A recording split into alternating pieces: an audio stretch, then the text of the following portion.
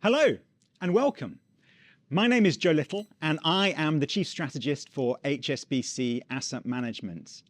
And I am here today to introduce you to our investment outlook for 2025, which we call Spinning Around.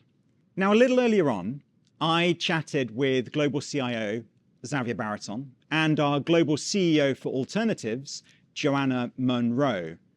With Xavier, our conversation focused on how we are calibrating our house view across different asset classes and across developed markets, Asia, other emerging markets and frontier markets today. And then with Joanna, the conversation drilled in on how alternative assets can bring resilience and enhanced returns to investment portfolios in the current economic and investment market environments.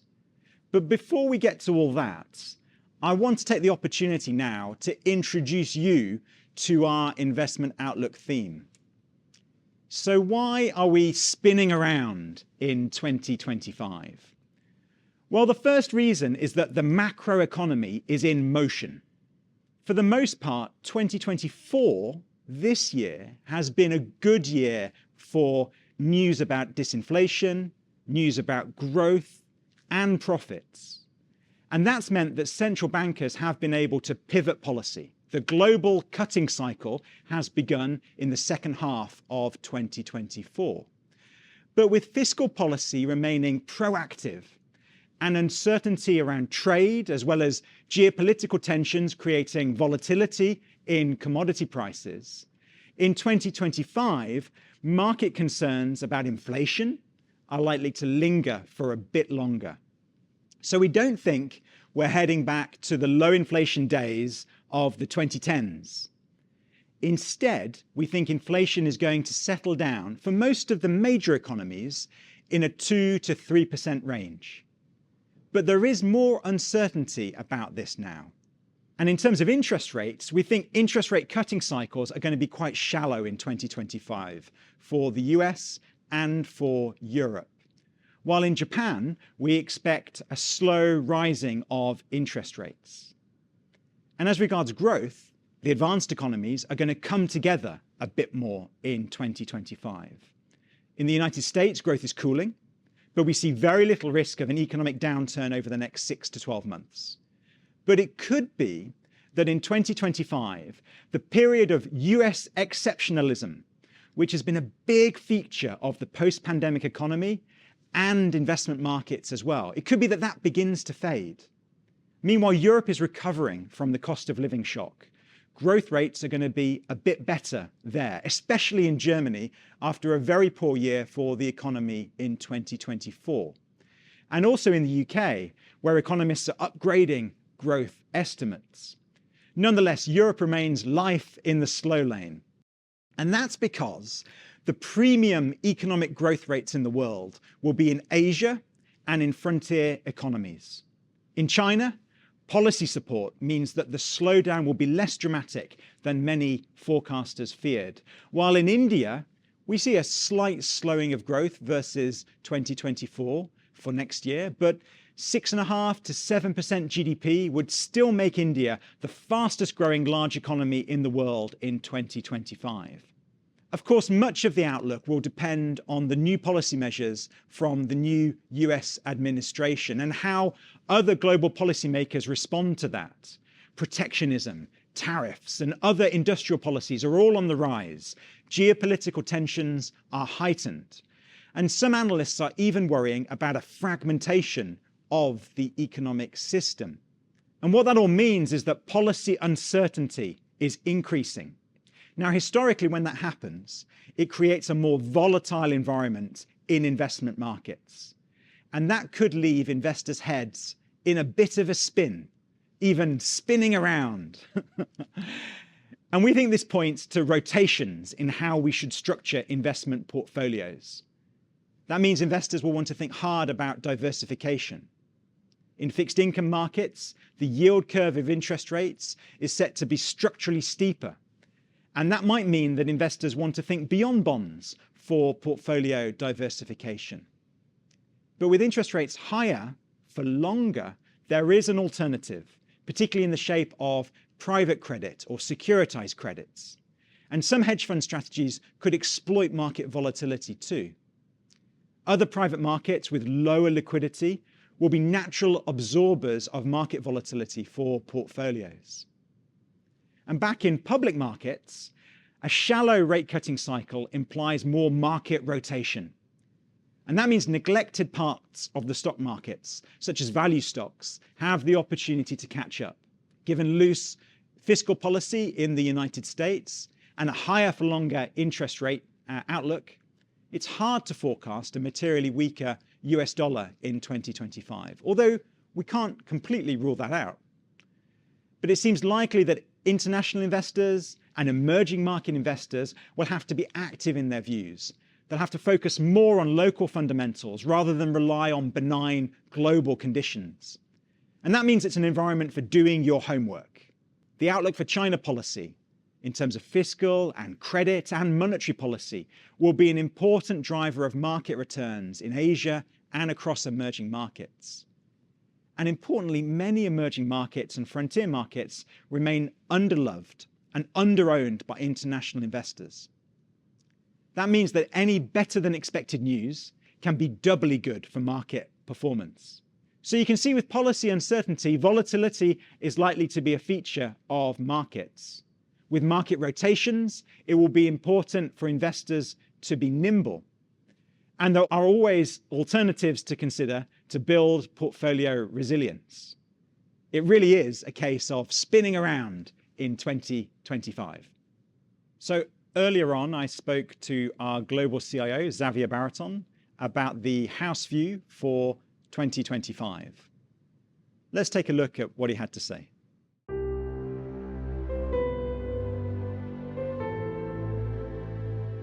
Xavier, thank you so much for joining me now. We have the prospect of policy uncertainty increasing in 2025, trade policy uncertainty, economic policy uncertainty rising, and tensions around geopolitics heightened as well. How worried do you think investors should be? It's not a stretch to say we live in volatile and unpredictable times. The backdrop of hyperglobalization and international cooperation, that was a key characteristic of the global economy in the late 20th and early 21st century, is over. We are now in the multipolar world of economic fragmentation and competing trade blocs. The most significant consequence for investors is a higher and more unpredictable inflation regime. Supply chains are being rerouted, an expensive process, while production is shifting to potentially higher cost locations. A breakdown of international security cooperation will compel governments to spend more on defense, contributing to bigger deficits. Finally, geopolitical tensions can easily spill over into commodity markets.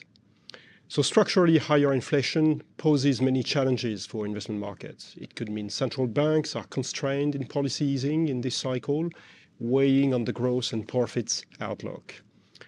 Fixed income returns may still depend on the income component. It might also mean that investors can no longer rely on government bonds as a perfect hedge for portfolios. With geopolitics potentially disrupting underlying investors' assumptions on the growth profits and inflation outlook, market volatility could easily pick up should the global news flow deteriorate. The most expensive parts of the market, which look priced for perfection, could be vulnerable in this instance. This means we need to think hard about portfolio construction. Looking for alternative sources of diversification will be crucial, we believe. We think many alternative asset classes are the way forward here. Being nimble in a fast-changing environment makes sense, and with correlations between country performance breaking down, active investors with a good knowledge of local conditions are likely to be rewarded.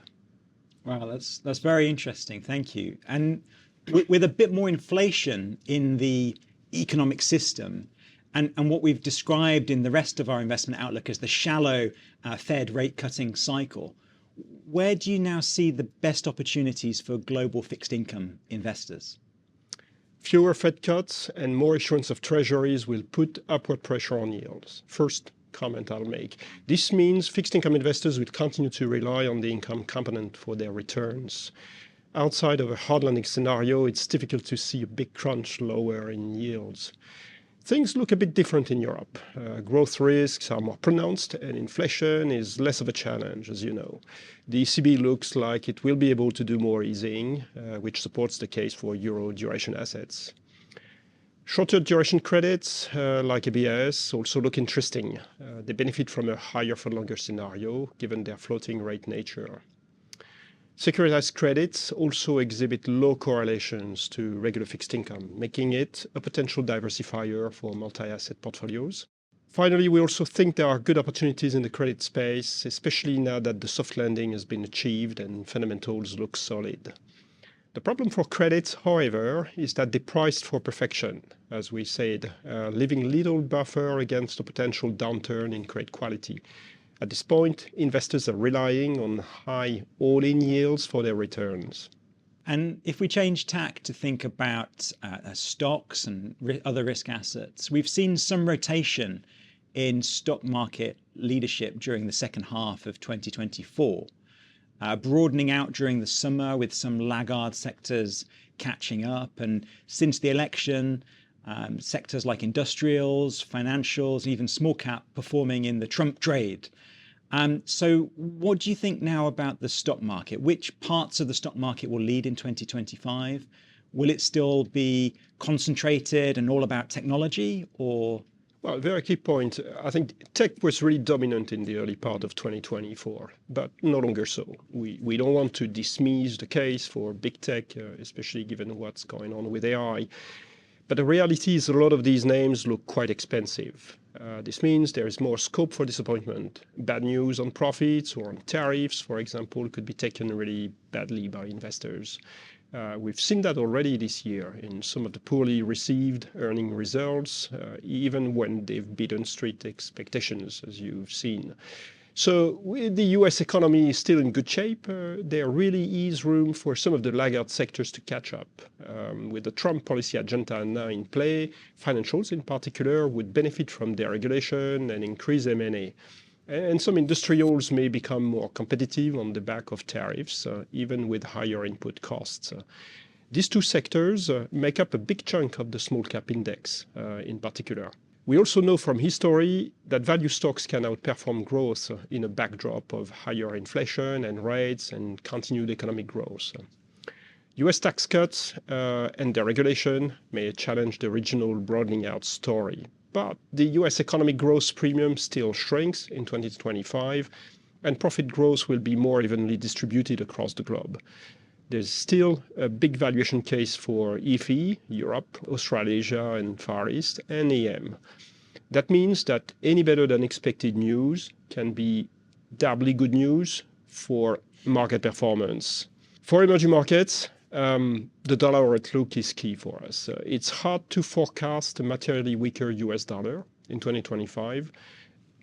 Although arguably a stronger dollar isn't inevitable, and the next set of policy support measures from China will also be critical in this regard. And what about the outlook for emerging markets in 2025? Many investors often look at EM as a big lump to allocate to. It would be interesting to get your views on emerging markets in a more granular way, bonds, stocks, different regions.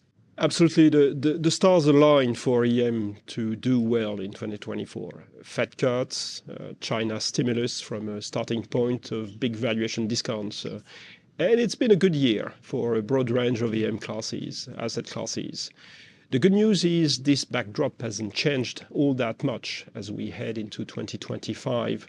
And over the next few years, the EM growth premium is expected to grow, usually driving EM assets outperformance. Yet, many markets remain underloved and underowned by international investors, reflecting in low PE ratios and high real yields. But we need to acknowledge the risks. Higher for longer US rates diminishes the appeal of higher yielding international assets and could push the dollar up. And there's a chance authorities in China under-deliver on policy stimulus, or that a ramp-up of protectionist policies dents finally global trade. If anything, it's the uncertainty around policy, both in the US and China, that could weigh on confidence rather than actual actions. It makes sense, therefore, that investors do their homework when deciding their EM allocation. Treating EM as one block is an old-fashioned approach that doesn't work when regions are performing so differently and are facing different sets of challenges. This is especially relevant in the multipolar world we were talking about, which presents risk but also opportunities for countries as the global economy is rewired. ASEAN, for an example, an already fast-growing region, is a potential major beneficiary of increased US-China tensions as production is friendshored.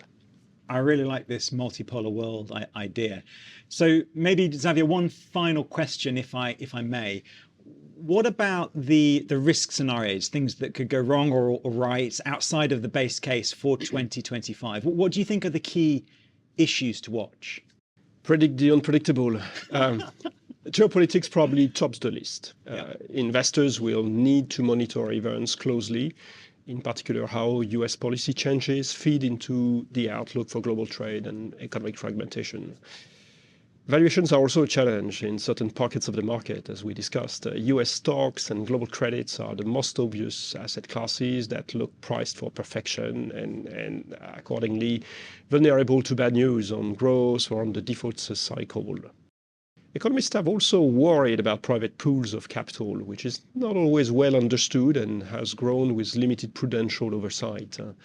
Weaker growth and rising defaults threatens ripples through the financial system with unpredictable consequences. Europe is also at an interesting juncture. Its manufacturing sector could be facing even stiffer competition from China, as US markets are close to imports further.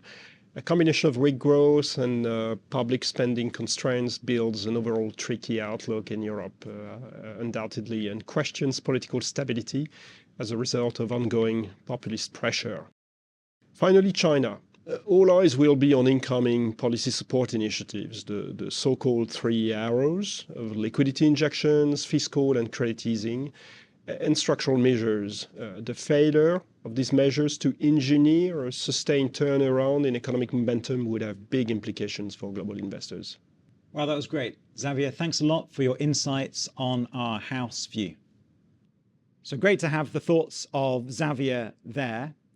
I also had the chance earlier to speak with Joanna Monroe, who is our CEO for alternatives at HSBC Asset Management. Let's see what Joanna had to say about the outlook for alternative assets in 2025.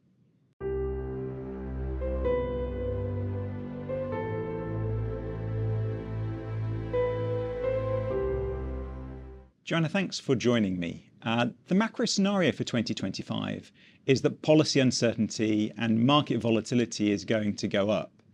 Now, private markets are perhaps the opportunity for investors to sidestep some of the volatility in public markets. Do you think they are a silver bullet? Thanks, Joe. So it's not surprising that given the backdrop you've outlined, alternative managers are cautiously optimistic about global growth. And alternative assets are adjusting in different ways to the more fluid environment you've described. So looking across private markets, we're positive on the outlook for private credit in 2025. The market has been particularly resilient in recent years. Unlike the public market, which experienced bouts of volatility in 2024, private credit strategies have been steadily generating positive returns, and we expect this to continue into 2025. After a significant slowdown in the past 2 years, led by the US, deal volume in the leveraged buyout market started to regain momentum in 2024. Although the leveraged loan market saw more traction as the appetite for banks to lend improved, the majority of deal activity has been focused on repricings, with spreads tightening, particularly in the upper mid-market. Direct lending has remained the preferred financing solution for new M&A activity. Now, direct lending continues to generate attractive yield and risk-adjusted returns because you've got the higher base rate and then the lower leverage loan-to-value levels for the underlying borrowers. So while the interest rate cycle is easing, rates are expected to remain elevated in the medium term. And we believe there is potential for the private credit assets to continue to deliver attractive all-in yield to investors, with investor surveys pointing to continued medium-term support for the asset class. However, elevated interest rates do indicate a more difficult environment for borrowers wanting to refinance existing loans, and so this is expected to result in longer hold periods. We expect to see some underperforming borrowers seeking to preserve liquidity by more actively looking to amend existing loan terms. And this is likely to produce greater performance dispersion across private credit managers, with those with sound underwriting standards outperforming. And manager selection in this environment is going to be key. So the macro view is that the new economic regime will be one of somewhat higher inflation, somewhat higher interest rates. And this has important consequences for investors managing allocations to alternative assets because of the long duration exposure of some of those assets. Can you talk a little bit about that, please? Yes, so against the macro backdrop you described, we've also seen a re-rating across other alternative asset classes. In private equity, there are signs that deal activity is recovering, and we expect this recovery to focus on the lower mid-market, which we think is increasingly attractive to investors. And this is primarily driven by what we would describe as reasonable valuations, solid company fundamentals, and the potential for a wider range of future exit opportunities. And despite the level of capital available, many fund managers are exercising caution when it comes to capital deployment. They're waiting for an attractive entry valuation. And this is particularly true in the US, where managers are continuing to monitor for pockets of weakness as a buying opportunity. So there are several long-term secular trends playing out, and these create significant opportunities for private equity managers. So, for example, energy transition, onshoring or nearshoring of supply chains, and the emergence of artificial intelligence. Each of these trends requires significant capital spending, and with government balance sheets stretched, we believe private equity will have a major role to play in supporting companies in delivering the solutions that are driving these trends. Turning to real estate, market sentiment has improved as the outlook for rates has become clearer. Property values have been adjusting to higher interest rates over the past 2 years. But despite the economic uncertainty, the rental income has continued to grow. It's the lower yielding sectors that were most initially impacted by rate increases, with global office values falling further than the overall market declines. In Asia Pacific, the capital values have been more stable. That's partly because of the lower interest rates in Japan, but also because there wasn't such a spike in valuations during 2021 and early 2022. And now Europe is well placed to lead an investment recovery because values have reset relatively quickly, interest rate cuts have been initiated, and the limited development activity underpins prime rental growth across the property sectors. Recent deal activity in the listed real estate market also points to that rising confidence. Dividend yields from global real estate equities stand at a premium to both wider equities and developed market government bonds. With the exception of the office sector, net operating income growth continues to be supported by solid demand and high occupancy levels. And that should feed into future dividend growth, and that's a basis for healthy total returns. And Joanna, what about infrastructure? If I look at infrastructure private equity, that market has continued to be dominated by ever larger flagship funds that are taking a rising share of capital from investors. But we think the dominance of those larger funds creates an opportunity, particularly in the lower mid-market. So here, an infrastructure manager will often be the first institutional investor in a company. For example, a small-scale renewable energy developer that needs capital to turn the solar PV sites it's developing into built projects. Mid-market managers have the potential to actually add value to these businesses. The capital provides the scale, but it also professionalizes the business, and you transform a business over the medium term, and that can, of course, result in greater exit multiples. As well as renewable energy, we see robust investment opportunities in electrification of transport and industry and in the digital and circular economies. And we favour North America and Western Europe, and we think an allocation to Asia, that can be a really helpful diversifier. Okay, thanks for that. So in a higher inflation environment, one piece of feedback that we regularly hear is that many investors are getting a bit nervous about the outlook for bonds, the outlook for public finances. Perhaps bonds can't be the reliable portfolio hedge that they once were. Are there some spaces in the alternatives universe where investors can find hedges for portfolios? Yeah, so we're very constructive on the opportunity set for hedge funds for the next year.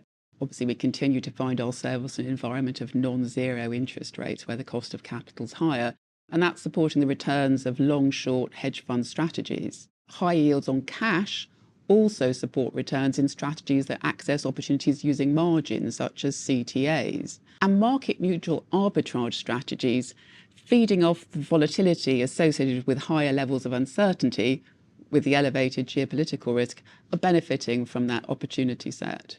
But as always, in a market like this, it is still very important to conduct thorough due diligence and find the managers who are best placed to deliver solid performance, whichever of the alternative asset classes the investment is targeting.